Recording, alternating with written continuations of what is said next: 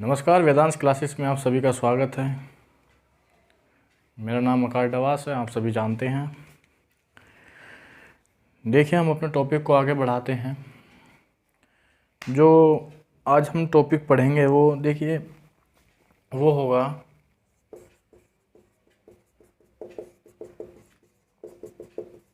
Classification of number. Classification of number, यहाँ से जो है नंबर सिस्टम की शुरुआत होती है। यहाँ से हमारे नंबर सिस्टम की शुरुआत होती है और यहाँ पर हम जो हमारे मैथ में संख्याएं पढ़ेंगे उन संख्याओं को जानना सीखते हैं कि कितने प्रकार की संख्याएं होती हैं, किस प्रकार से कैसी संख्याओं को लेना है, संख्याओं का कौन सी संख्या का यूज करना है, कौन सी प्राकृतिक संख्या होती है, कौन सी पूर्ण संख्या होती है, अभाज्य संख्या कौन सी होती है। इन सब को आज की वीडियो में हम जानेंगे कि ये संख्या होती क्या है।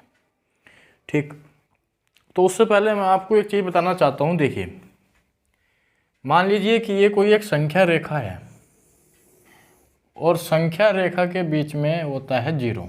हम सबको पता है, हमने आज से पहले भी ये संख्या रेखा शायद पढ़ी हो। संख्या रेखा के दाईं ओर आपके होते हैं पॉजिटिव नंबर 1, 2, 3, 4, 5 और ये इनफाइनाइट तक चलते हैं। और जीरो के बाईं तरफ होते हैं निगेटिव नंबर -1, -2, -3, -4, -5, -6। इस तरह से ये भी इनफाइनाइट तक चलते हैं। ठीक, देखिए इसका क्या यूज है। सबसे पहले मैं आपको एक चीज़ बताना चाहता हूँ कि यदि मैं आपसे कहूँ कि इसमें आप मुझे दो नंबर को रिप्रेजेंट यानी कि दो संख्या को रिप्रेजेंट करके दिखाइए, तो आप कहेंगे कि दो संख्या हमारी यहाँ आती है सर, तो ये हमारा रिप्रेजेंट हमने इसको कर दिया, हमने यहाँ इसको दर्शा दिया कि दो नंबर हमारा यहाँ आता है। ठीक, दो नंबर हमारा यहाँ आता है। अगर मैं आपसे कहूँ कि 1.5 दर्शाइए, तो आप कहेंगे सर 1.5 आता है 1 और 2 के बीच में, तो वो कहीं इस जगह आएगा, तो ये हो जाएगा 1.5। ये हो जाएगा 1.5। यदि मैं आपसे कहूँ कि 2.52 दर्शाइए, तो आप कहेंगे कि सर 2.52 होता है, 2.52 दर्शाइए, तो आप कहेंगे कि 2.52 जो है 2 और 3 के बीच में आता है, तो सर वो ये कहीं यहाँ पर होगा, तो ये हमारा 2.52। ठीक, देखिए मान लीजिए कि ये 0 से 1 के बीच का इंटरवल है, यानी कि इसके बीच में हमें संख्याएं ज्ञात करनी है। ठीक, अब आपसे कहे कि इसमें 1.5 दर्शाइए, तो आप कहेंगे सर ये है 1.5। आपसे कहा जाए कि 0.5 दर्शाइए, तो 0.5 दर्शाने का मतलब है कि यहाँ। ठीक, सॉरी गलत हो गया, ये 0.5 है, ये 0.5 है, ये बाद वाला दर्शा दिया, सॉरी ये 0.5 है, 0.5 दर्शा दिया हमने यहाँ। ठीक है, ये हमने दर्शा दिया 0.5। देखिए यहाँ इंटरवल होता है 0.1, 0.2, 0.3, 0.4, 0.5, 0.6, 0.7, 0.8, 0.9, इस तरह से ये चलती है। ठीक, अब मैं आपसे कहूँ कि एक इंटरवल ये है 0.1 और 0.2 का, ये इंटरवल है 0.1 के बीच का और 0.2 के बीच का इंटरवल है। अगर मैं आपसे कहूँ कि 0.15 दर्शाइए, तो आप 0.15 यहाँ दर्शा सकते हैं। तो यानी कि इस संख्या रेखा पर हम कोई सी भी संख्या रिप्रेजेंट कर सकते हैं, कोई सी भी संख्या रिप्रेजेंट कर सकते हैं। कैसे? देखिए ये चीज़ मैंने आपको बताई। अगर आपसे कहा जाए कि 0.3 से 0.4 दर्शाइए और 0.32 आप इसमें दर्शाइए। तो देखिए 0.31, 0.32, अब इसके बीच में भी 10 इंटरवल, उसके बीच में भी 10 इंटरवल, उसके बीच में भी 10 इंटरवल आते रहेंगे। इस तरह से आपके जो इंटरवल है वो बढ़ते रहेंगे, यानी कि इसके बीच में अगर आप देखें तो इनफाइनाइट इंटरवल आप कह सकते हैं, किसकी कोई गिनती नहीं हो सकती, जिसकी कोई गिनती नहीं हो सकती, इतने इंटरवल हो सकते हैं। ठीक है, यानी कि अगर मैं आपसे कहूं कि 1 से लगाकर 2 तक के इंटरवल के बीच में कितनी संख्याएं होती हैं, तो आप उनको काउंट नहीं कर सकते कि उसके बीच में कितनी संख्याएं होती है। यदि आप कहें कि 10 होती हैं, मान लीजिए 1, 2, 1.1, 1.2, 1.3, 1.4, 1.5 इस तरह चला। आपने कहा कि 10 होती है, लेकिन 1.1 से 1.2 के बीच में भी तो इंटरवल है, इसके बीच में भी तो ये इंटरवल है, इसमें भी तो कुछ संख्या होगी, इसके बीच में जो इसके बीच में संख्याएं आएंगी उसके बीच में भी कुछ इंटरवल होगा, उसमें भी कुछ संख्याएं होंगी, तो उनको गिन पाना मुश्किल होता है। तो हम कह सकते हैं कि इसके बीच में इनफाइनाइट संख्याएं होती हैं प्रत्येक इंटरवल के बीच में, प्रत्येक इंटरवल के बीच में इनफाइनाइट संख्या होती है। ठीक, इस तरह से हम कह सकते हैं कि हम इस संख्या रेखा पर कोई सी भी नंबर जो है, कोई सा भी नंबर इस पर हम रिप्रेजेंट कर सकते हैं। यदि आपसे कहे कि 1.001245 इसको रिप्रेजेंट करके बताओ, तो इसको भी हम इस पर रिप्रेजेंट कर सकते हैं, इसको भी इस पर रिप्रेजेंट कर सकते हैं। वो यहाँ कहीं आएगा, उसको देखने के लिए आपको बहुत मेहनत करनी होगी। ये हमारे सिलेबस का वो नहीं है पैटर्न, मतलब सॉरी, ये हमारे सिलेबस में नहीं है, तो ये हम इस पर ज़्यादा चर्चा नहीं करते। मोटी मोटी चीज़ें हम सीख लेते हैं, जो मैं आपको सिखाना चाह रहा हूँ वो देखिए आप। ठीक, ये चीज़ है। अब डायरेक्ट संख्या तो हम इस पर रिप्रेजेंट कर सकते हैं, डायरेक्ट संख्या तो हम इस पर रिप्रेजेंट कर सकते हैं। अगर मैंने आपसे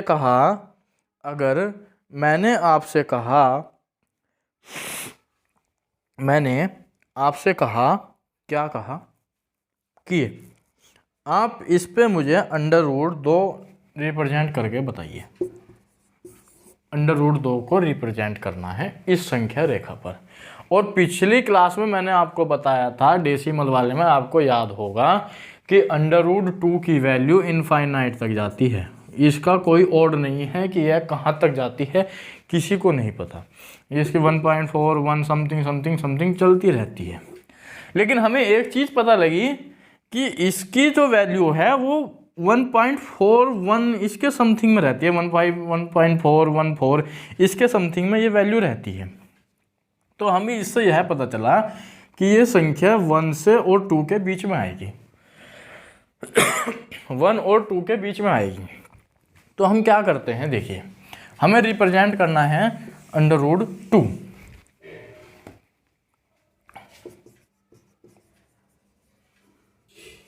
रिप्रेजेंट √2 कर रहे हैं हम। ठीक, अब हम कैसे करते हैं, देखिए आइए देखिए, हम एक इंटरवल चलेंगे 0 से 1 के बीच में, एक इंटरवल चले हम 0 से 1 के बीच में वर्टिकली, एक चले हम वर्टिकली, और एक चलेंगे हम हॉरिजॉन्टली, एक चले हम हॉरिजॉन्टली। ठीक, एक चले हम हॉरिजॉन्टली। अब इसको इस नंबर से मिला देते हैं, तो ये हमारा यहाँ से यहाँ तक का कितना है, 1, यहाँ से यहाँ तक 1, यहाँ से यहाँ तक 1 चले, इसकी वैल्यू निकालते हैं तो 1² + 1² बराबर 2। मान लीजिए इसकी हमने वैल्यू डाल दी A, B, C। इसमें हम पाइथागोरस प्रमेय लगा देते हैं। पाइथागोरस प्रमेय क्या होती है कि कर्ण का स्क्वायर, कर्ण है इसमें AC का स्क्वायर बराबर AB का स्क्वायर प्लस के बी सी का स्क्वायर, कर्ण स्क्वायर बराबर लंब स्क्वायर प्लस आधार स्क्वायर। तो ए बी की वैल्यू हमें पता है 1 स्क्वायर प्लस बी सी की वैल्यू हमें पता है 1 स्क्वायर, तो बराबर 1 + 1 बराबर हो गया √2। √2 ए सी की वैल्यू आ गई √2। ठीक, ए सी स्क्वायर है ये, ए सी की वैल्यू हमारी √2 आ गई। तो इस ए सी की वैल्यू हमारी क्या आ गई √2। अब हमें इस √2 को संख्या रेखा पर प्रदर्शित करने के लिए एक चाप खींचना होगा। अब हमें इस √2 को यानी कि जो हमारा ए सी आया है इसको संख्या रेखा पर प्रदर्शित करने के लिए एक चाप खींचना होगा, और वो चाप कुछ इस तरह आएगा। ठीक, तो जहां ये चाप इस संख्या रेखा को काटेगा, जहां भी ये चाप जो है इस संख्या रेखा को काटेगा, उसी जगह आपका √2 यानी कि यहाँ पर √2 बराबर 1.414 ये रिप्रेजेंट हो जाएगा। इसी जगह ये हमारा 1.414 यानी कि √2 हमारा रिप्रेजेंट हो जाएगा इस बिंदु पर जहां पर ये चाप इस संख्या रेखा को काटेगा। ठीक, यहां तक कोई दिक्कत किसी को? एक बार और बता देता हूं। देखिए, हम एक इंटरवल यानी कि एक कदम हम आगे की तरफ चलते हैं तो हम एक नंबर पर पहुंच गए। अब एक नंबर हम ऊपर की तरफ चलते हैं और इससे पाइथागोरस प्रमेय के द्वारा इस कर्ण की वैल्यू निकालते हैं। जब हमारी कर्ण की वैल्यू आ जाएगी हम उसको आधार मानकर, 0 को आधार मानकर इतने का चाप भर लेते हैं और उस चाप को खींच देते हैं। जिस बिंदु पर यह चाप संख्या रेखा को काटेगा वहीं हमारा √2 रिप्रेजेंट हो जाएगा। ठीक, देखिए, मान लीजिए हमने √2 रिप्रेजेंट कर दिया। अब हम करते हैं √3 रिप्रेजेंट। √3 रिप्रेजेंट करते हैं।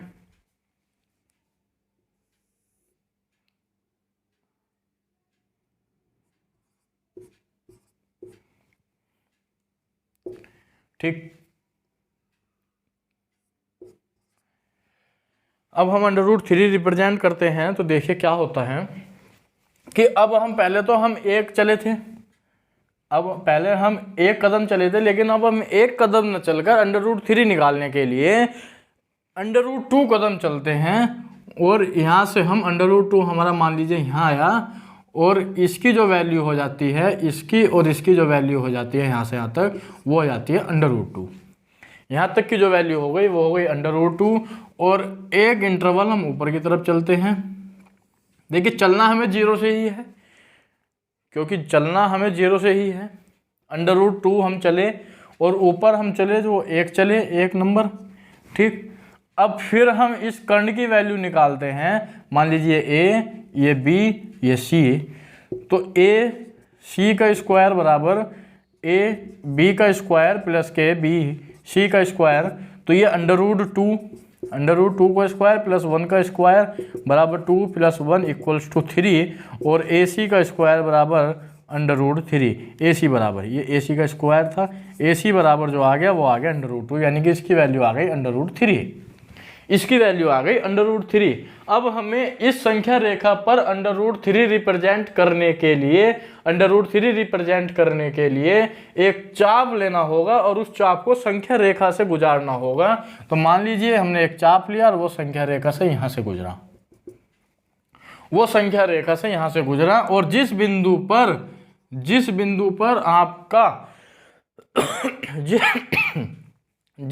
पर ये संख्या रेखा को काटेगा वही हमारा √3 रिप्रेजेंट करेगा। ये चीज़ अगर किसी की समझ में ना आई हो तो बताना, इसका बहुत बड़ा यूज होगा, वो आगे की तरफ होगा, वो मैं आपको बताऊंगा। लेकिन फिलहाल आप इस चीज़ को देखिए कि ये चीज़ आपकी समझ में आई या नहीं आई। एक सेकंड आप इसको देखिए।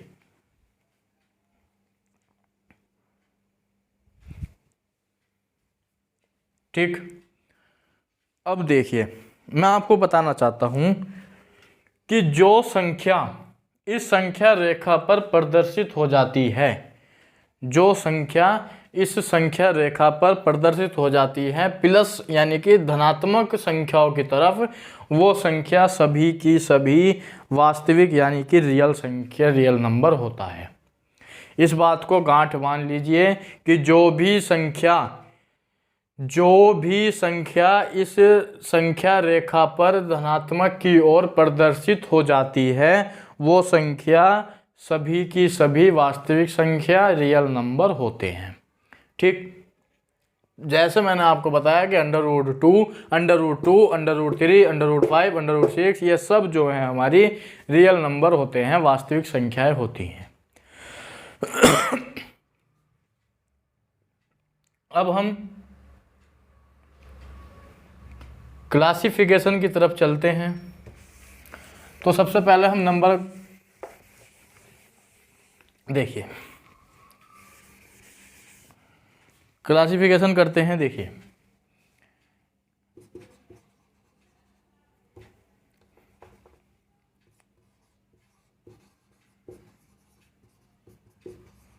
नंबर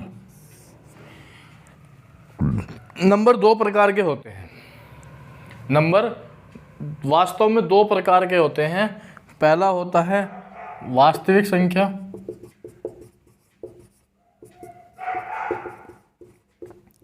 वास्तविक संख्या रियल नंबर।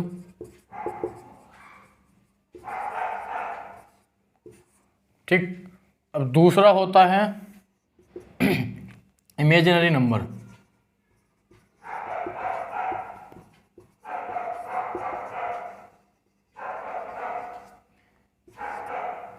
काल्पनिक संख्या।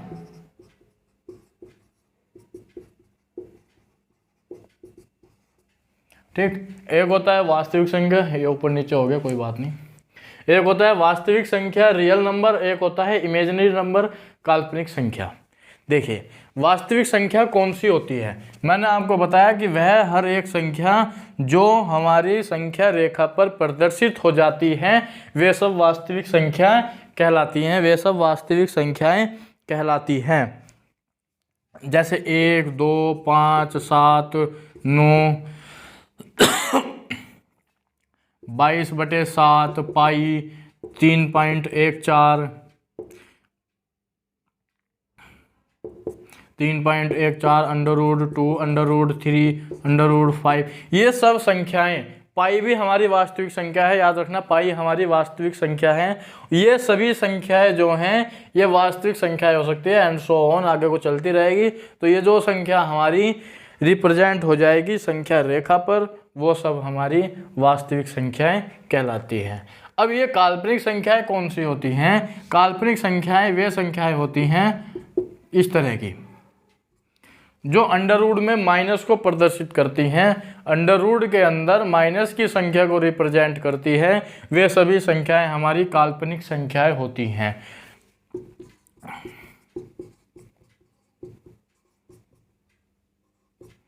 ये सभी संख्याएं, अब इसको क्या बोलते हैं? इसको बोलते हैं आयोटा। आयोटा बोलते हैं, ईटा भी बोल सकते हैं, आयोटा भी बोल सकते हैं। इसको आयोटा बोलते हैं, यानी कि इमेजिनरी नंबर को हम आयोटा से प्रदर्शित करते हैं। ये सभी संख्याएं हमारी काल्पनिक संख्याएं होती हैं और ये सभी संख्याएं हमारी वास्तविक संख्याएं होती हैं। ये सभी संख्याएं हमारी वास्तविक संख्याएं होती हैं। अब इससे आगे बढ़ते हैं। देखिए, ये चीज़ आपकी समझ में आ जानी चाहिए, इसको आप नोट डाउन करते रहना। ठीक, जब ये चीज़ हो जाती है तो इसके बाद जो हमारा रियल नंबर है ये भी दो प्रकार का होता है। रियल नंबर, देखिए, वास्तविक संख्या, काल्पनिक संख्या तो हमने बता दी कि इस फॉर्म में जितनी भी संख्याएं होती हैं वे सब काल्पनिक संख्या होती हैं, लेकिन वास्तविक संख्या भी हमारी दो तरह की होती हैं। वास्तविक संख्याएं भी हमारी दो तरह की होती हैं। कौन कौन सी? देखिए,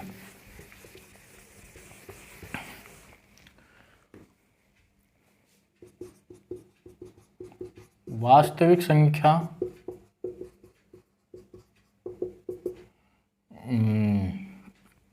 ठीक, रियल नंबर,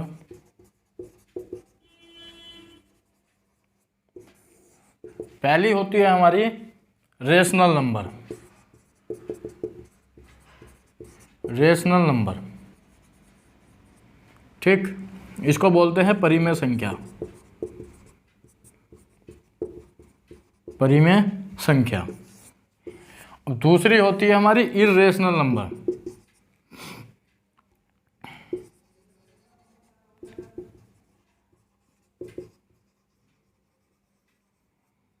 इरेशनल नंबर, इसको बोलते हैं अपरिमेय संख्या।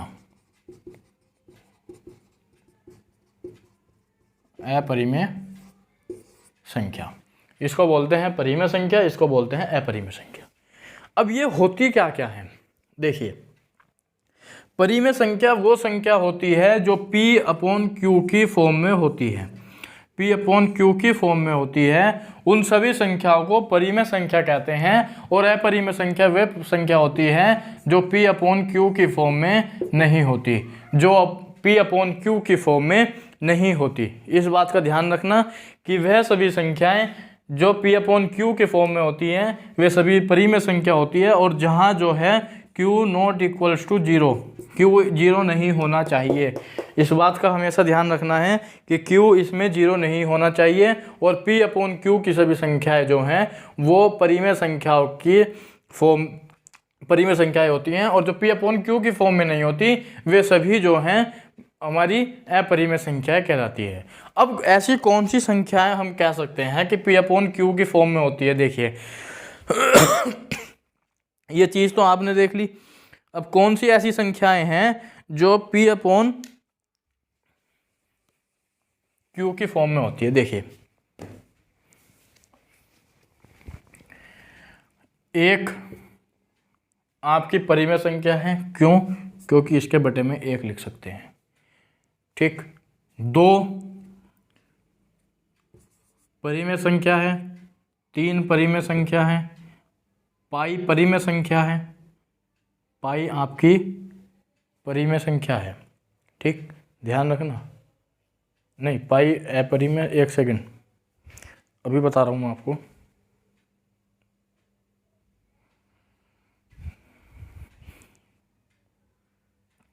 पाई हमारी अपरिमेय संख्या है।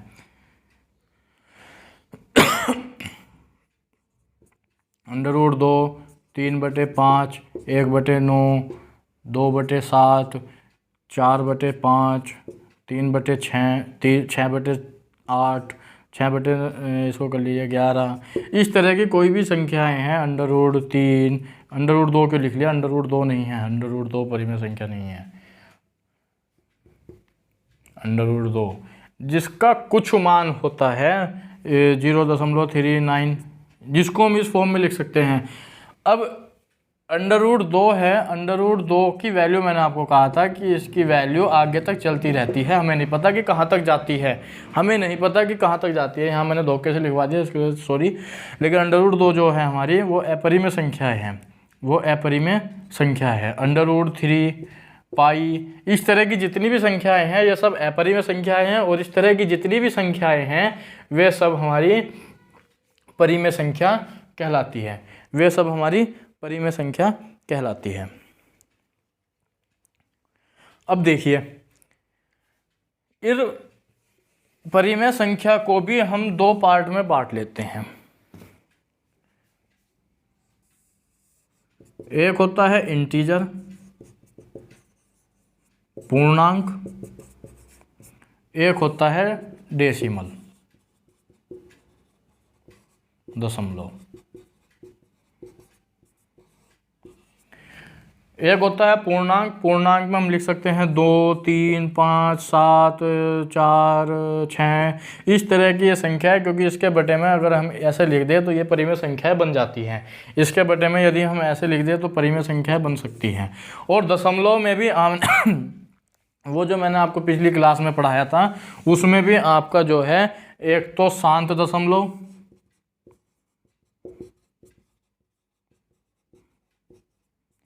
और दूसरा है अशांत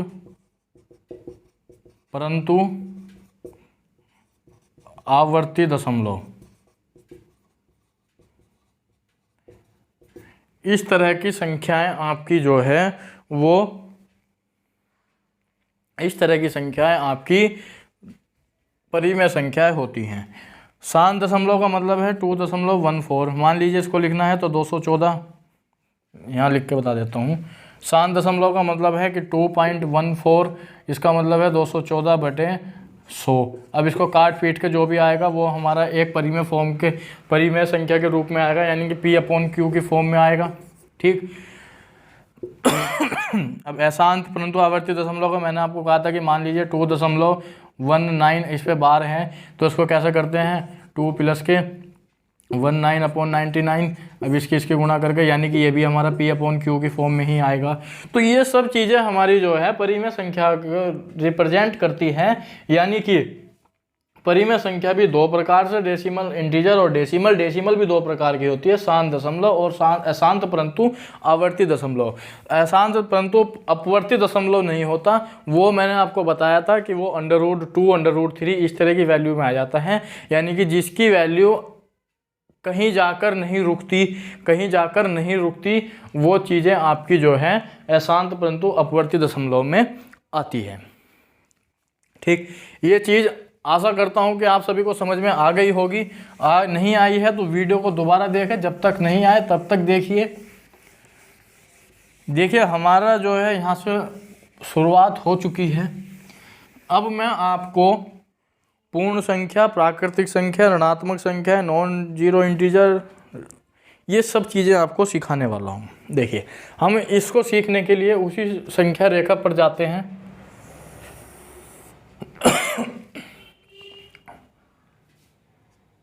0 1 2 3 4 5 -1 -2 -3 -4 -5, इस तरह से हमारी संख्या रेखा ये बन गई है।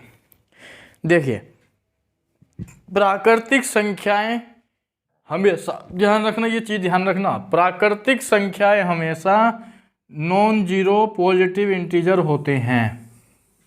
नॉन जीरो पॉजिटिव इंटीजर होते हैं, यानी कि अगर हम सीधी भाषा में कहें कि 1 2 3 4 एंड सो ऑन, जितनी भी संख्याएं होती हैं वे सब हमारी प्राकृतिक संख्याएं होती हैं।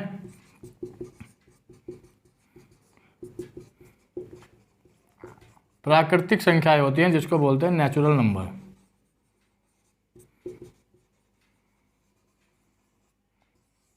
वे सब हमारी प्राकृतिक संख्याएं होती है, नेचुरल नंबर, जिसको हम बोल सकते हैं non zero positive integer. Non zero positive integer जिसको हम बोल सकते हैं नॉन जीरो पॉजिटिव इंटीजर, यानी कि इन प्राकृतिक संख्याओं में जीरो शामिल नहीं होता। वे संख्याएं 1 से लगाकर अनंत तक की जितनी भी, यानी कि जहाँ तक संख्याएं होती है, संख्याओं का कोई और नहीं है, मैं आपको बता दूं, तो वे सभी 1 से लगाकर सभी संख्याएं जो हैं आपकी प्राकृतिक संख्याएं कहलाती हैं। अब ये जो संख्याएं होती हैं ये आपके होते हैं निगेटिव इंटीजर। निगेटिव इंटीजर जिसको बोलते हैं ऋणात्मक पूर्णांक। इनको धनात्मक पूर्णांक बोलते हैं।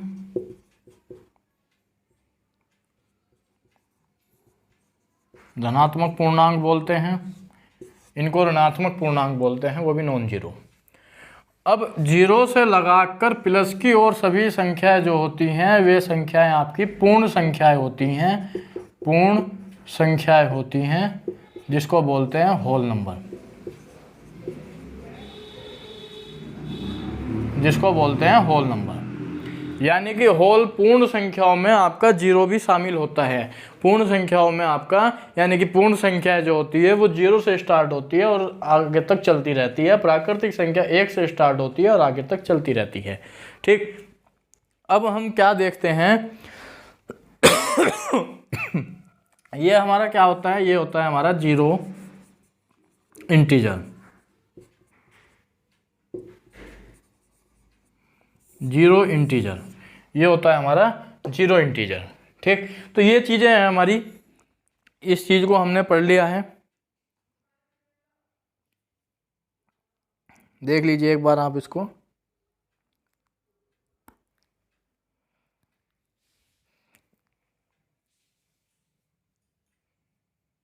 ठीक है, तो अब हम कुछ क्वेश्चंस की तरफ बढ़ते हैं। कुछ इम्पोर्टेंट से क्वेश्चन हैं, उनको लेकर चलते हैं। देखिए सबसे पहला क्वेश्चन जो हमारा है,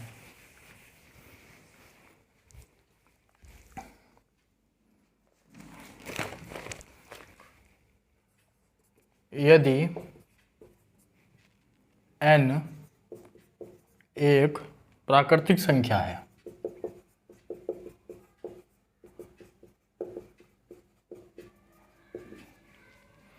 तो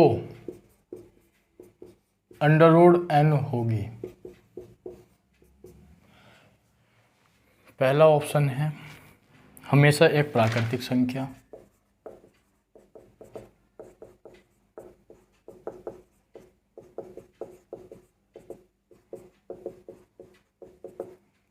दूसरा ऑप्शन है हमेशा एक परिमेय संख्या,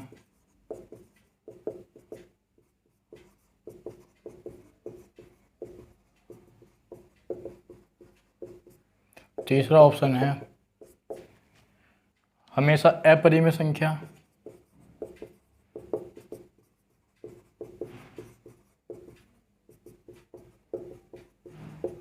और फोर्थ ऑप्शन है आपका या तो प्राकृतिक संख्या या अपरिमेय संख्या।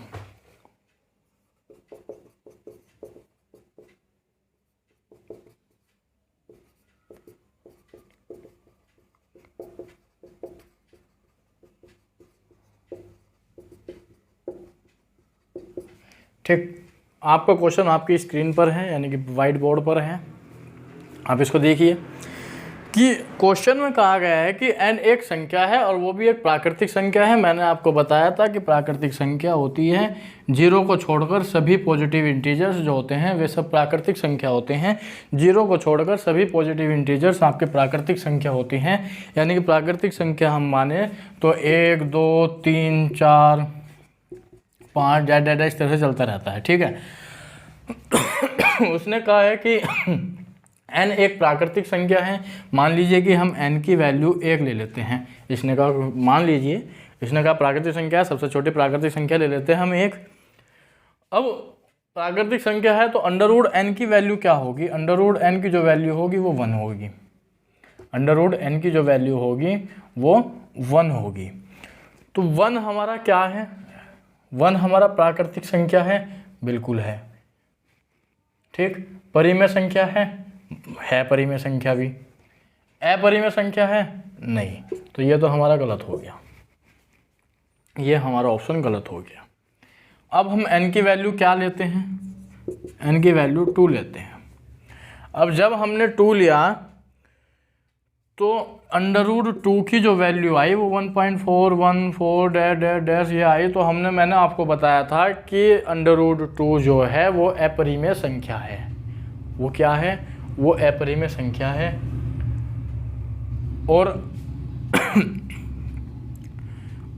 ठीक, n की वैल्यू 3 ले लो। √3 क्या है? अपरिमेय संख्या है। 1.73 डैड इस तरह से इसका आंसर आता है। अब n की वैल्यू हम लेकर चलते हैं 4, तो इसकी वैल्यू 4 लेकर चलते हैं तो वो आया 2। 2 हमारा एक नेचुरल नंबर प्राकृतिक संख्या भी है, हमारा परिमेय संख्या भी है, अपरिमेय संख्या नहीं है।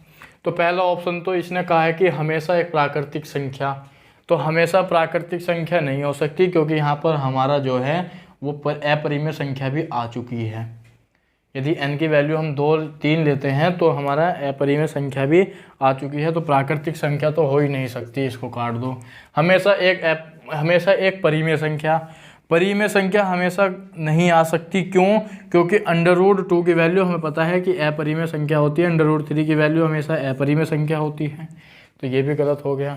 थर्ड तो हमारा गलत है ही है, हमेशा परिमेय संख्या, क्योंकि यहाँ हमारी अपरिमेय संख्या, यहाँ हमारी परिमेय संख्या आ चुकी है। परिमेय संख्या 2 आ चुकी है, 2/1 लिख देते हैं तो यह परिमेय संख्या के फॉर्म में आ जाता है। तो या तो प्राकृतिक संख्या या अपरिमेय संख्या। तो ये ऑप्शन हमारा ठीक हो जाता है। कैसे कि n की वैल्यू जब हम 1 रख रहे हैं तो √n की वैल्यू 1 आ रही है जो प्राकृतिक संख्या है। जब n की वैल्यू हम 2 रख रहे हैं तो √2 की वैल्यू एक अपरिमेय संख्या आ रही है। जब n की वैल्यू 3 रख रहे हैं तो √3 की वैल्यू एक अपरिमेय संख्या आ रही है। जब n की वैल्यू 4 रख रहे हैं तो √4 की वैल्यू जो आ रही है वो एक प्राकृतिक संख्या आ रही है। तो इसकी यदि n एक प्राकृतिक संख्या है तो √n की वैल्यू या तो प्राकृतिक संख्या हो सकती है या अपरिमेय संख्या। तो ये वाला जो ऑप्शन है हमारा, ये ऑप्शन हमारा ठीक हो गया। कैसे? इसके जरिए n की वैल्यू को हमने 1 2 3 4 रख के देखा और उससे √n की वैल्यू जब हम निकालने बैठ गए, √n का मतलब √n की जो वैल्यू हमने रखी है उसकी जो वैल्यू निकालने बैठ गए तो हमारी प्राकृतिक संख्या भी आई, कुछ अपरिमेय संख्या भी आई। तो इस जरिए हम कह सकते हैं कि जब हम n की वैल्यू एक प्राकृतिक संख्या के फॉर्म में लिखते हैं तो √n की वैल्यू जो होती है वो या तो प्राकृतिक संख्या भी आ सकती है और अपरिमेय संख्या भी आ सकती है। ठीक, क्लियर हुआ? देखिए, ठीक है। इस तरह के क्वेश्चन आपको पेपर में देखने के लिए मिल जा सकते हैं। प्री के क्वेश्चन हैं ये। देखिए अगला क्वेश्चन है आपका, परिमेय संख्या का एक ऐसा जोड़ा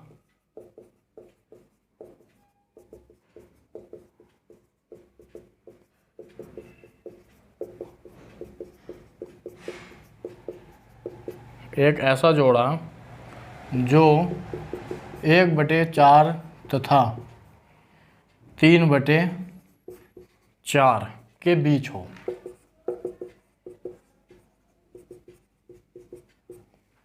परिमेय संख्या का एक ऐसा जोड़ा जो 1/4 और 3/4 के बीच में हो। ऑप्शन देख लीजिए आप, 262/1000,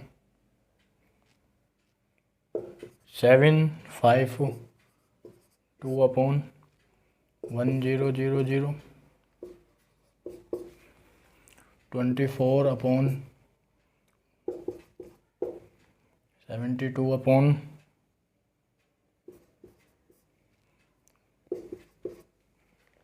सी है हमारा 9/40, 31/40 और डी है हमारा 252/1000 और 748/1000।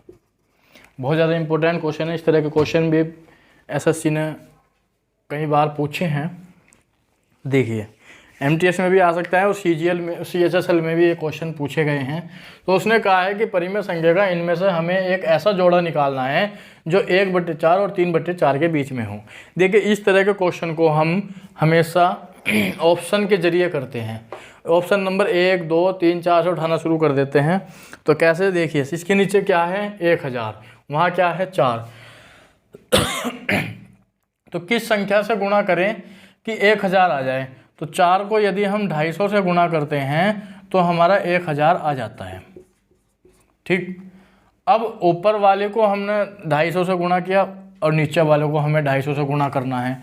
तो कैसे करते हैं? 1 × 250/4 × 250, यानी कि ऊपर भी 250 से किया, नीचे भी 250 से किया, 250 से 250 कट जाएगा, वही 1/4 आ जाएगा। लेकिन हमें इस फॉर्म में बनाना है, हमें ऑप्शन की इस फॉर्म में बनाना है। अब इसकी वैल्यू होती है 250/1000। ठीक, 3 × 250/4 × 250, इसकी आ गई 3 0 0, 5 या 15, 1 हासिल, 3 दूनी 4, 1 7, 750/1000। अब जो इसकी वैल्यू आई वो आई 250/1000 और इसकी जो वैल्यू आई वो आई 750/1000। तो हमें पता है कि ये 250 से 262 बड़ा है तो इसके बीच में ये आ सकता है। लेकिन दूसरी जो संख्या दे दी वो तो 750 से ऊपर चली गई, 752, तो ये तो इसके बीच में ना आकर यहाँ कम से कम यहाँ आएगी 752/1000। अगर संख्या रेखा पर देखें तो ये तो बीच में कहाँ हुई, ये तो दूसरी संख्या से ऊपर चली गई, तो ये तो हमारा ऑप्शन गलत हो गया। दूसरा ऑप्शन देखते हैं। दूसरा ऑप्शन में कहा है, उसने नीचे लिखा है 100, उसने नीचे लिखा है 100। तो हम किस संख्या से गुणा करें कि ये संख्या जो है हमारी 100 बन जाए? तो हम यहाँ 25 से गुणा करते हैं तो 1/4 गुणा 25/25, तो ये हो जाएगा 25/100। अब हमें पता चला कि यहाँ दे रखा 24, तो ये 24 जो है 25 से छोटा है, तो ये तो इसके बीच में आएगा नहीं, तो ये ऑप्शन भी हमारा गलत हो गया। अब इसने कहा है कि 9/40, तो हम किस चीज़ से गुणा करें कि यहाँ 40 आ जाए? तो हम 10 से गुणा करते हैं, यानी कि 1/4 गुणा 10/10, तो ये हो गया 10/40। वही कंडीशन यहाँ भी आ गई कि ये तो 10/40 जो है 9/40 से बड़ा है, 10/40 जो है 9/40 से बड़ा है, तो ये इसके बीच में नहीं आएगा, तो ये हमारा ये आंसर भी गलत हो गया। ठीक है, अब हमारा एक ऑप्शन बचा, ये तो सही होना ही है, फिर भी देख लेते हैं। तो उसने कहा 1000, तो हमने पहले वाले क्वेश्चन में देखा 1000 से गुणा करने के लिए हमने 2500 से गुणा करी और ऊपर नीचे, तो ये आया 250। 250 से बड़ा है 252, 250/1000 बड़ा है 252, यहाँ आ जाएगा कहीं 1/1000। और अगली संख्या जो आई वो आई 750, 750/1000। ठीक, लेकिन जो यहाँ संख्या दे रखी है 748, तो 750 से छोटा है, तो 748 कहीं यहाँ आ जाएगा /1000, तो ये संख्या जो है इसके बीच में आ गई, तो ये वाला आंसर हमारा ठीक हो गया।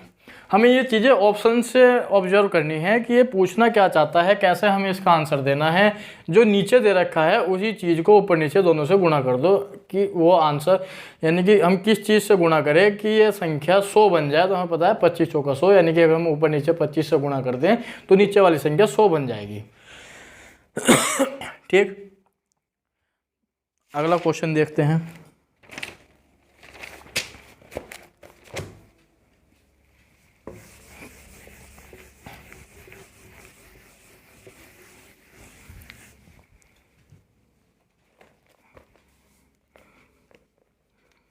क्वेश्चन है, यदि x एक सम धनात्मक पूर्णांक तथा y एक ऋणात्मक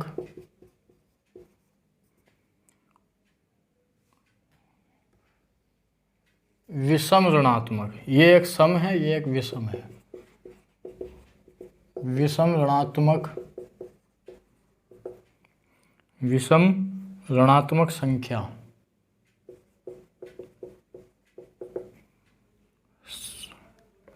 संख्या हो, पूर्णांक हो, तो x की पावर y होगा। x की पावर y की वैल्यू निकालनी है, क्या होगी? पहला है विषम पूर्णांक, दूसरा है समपूर्णांक, तीसरा है परिमेय संख्या,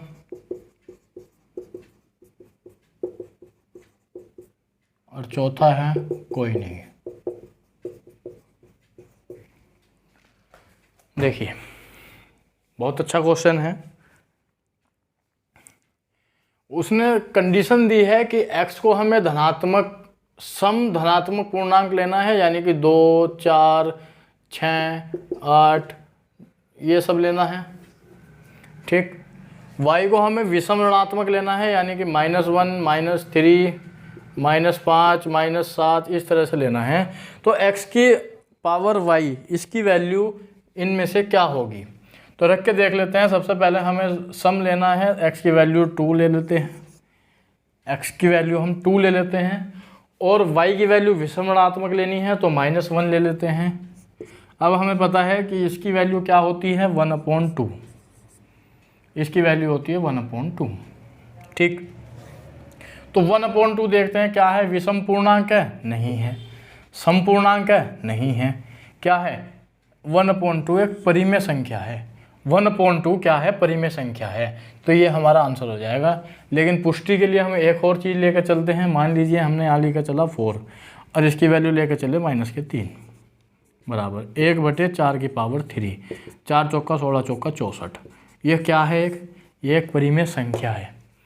तो हमें पता चला कि यदि हम x को एक धनात्मक पूर्णांक लेकर चलते हैं और y को विषम ऋणात्मक संख्या लेकर चलते हैं तो x की पावर y हमेशा एक परिमेय संख्या होगी। x की पावर y हमेशा एक परिमेय संख्या होगी। इस तरह के क्वेश्चन बहुत पूछे जाते हैं पेपर में, प्री एग्जाम में कहीं ना कहीं देखने को मिल जाते हैं। ठीक, अगला क्वेश्चन और कर लेते हैं।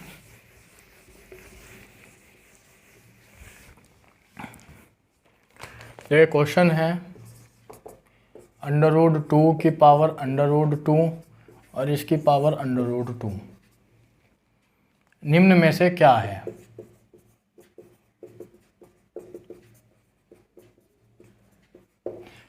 पहला ऑप्शन है परिमेय संख्या,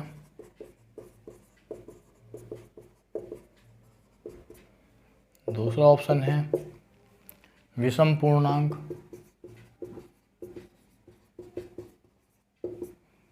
तीसरा ऑप्शन है परिमेय संख्या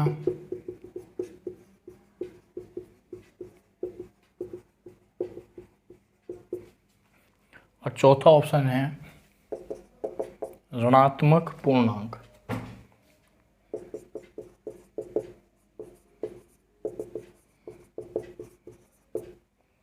देखिए इस चीज को पहले आप समझिए कि √2 की पावर √2 और इसकी पावर √2, इसको हम कैसे लिख सकते हैं।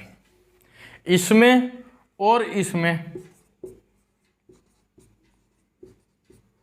धरती आसमान का अंतर है, धरती आसमान का अंतर है। क्या, यदि इसके बीच में हमने ब्रैकेट लगा दिया तो इसका अर्थ बदल गया।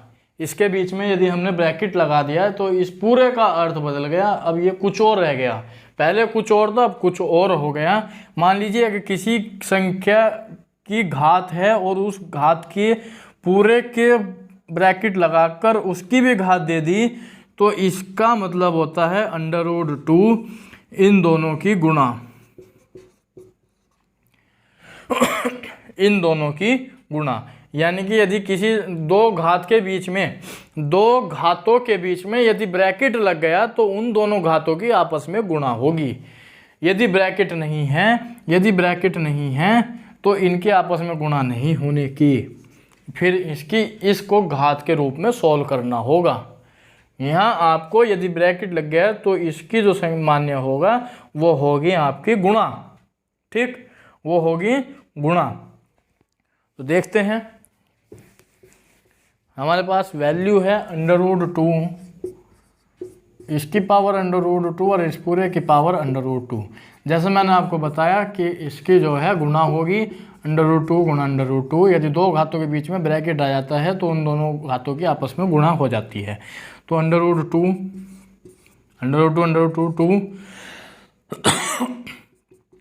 अब इसको क्या लिख सकते हैं, 2 की पावर 1/2। फिर मैंने बताया कि ब्रैकेट आ गया तो गुणा होगी, भले ही घात नहीं है। घात क्यों नहीं है, घात कैसे है, 2 की पावर 1/2 ब्रैकेट आ गया, इसकी पावर 2। इस तरह से ये घात है, मैं आपको कह रहा था घात नहीं है, लेकिन ये घात है। कैसे है, 2 की पावर 1/2 ब्रैकेट आ गया तो गुणा होगी। तो इस तरह से 2 से 2 कट गया तो ये आ गया 2। अब हमें उसमें से चेक करना है कि 2 हमारा क्या होता है, 2 हमारा क्या होता है। 2 सबसे पहले परिमेय संख्या होती है, विषम पूर्णांक नहीं है, वो है समपूर्णांक है। अपरिमेय संख्या, 2 अपरिमेय संख्या नहीं है, 2 परिमेय संख्या है। ऋणात्मक पूर्णांक नहीं है। तो क्या हो गया इसका आंसर, परिमेय संख्या। इसका आंसर हो गया परिमेय संख्या। ठीक है, तो आज के लिए इतना ही रखते हैं। आशा करता हूँ कि आज की क्लास आपको पसंद आई होगी, अच्छी लगी होगी। तो लाइक कीजिए, शेयर कीजिए, सब्सक्राइब कीजिए। धन्यवाद। जय हिंद, जय भारत।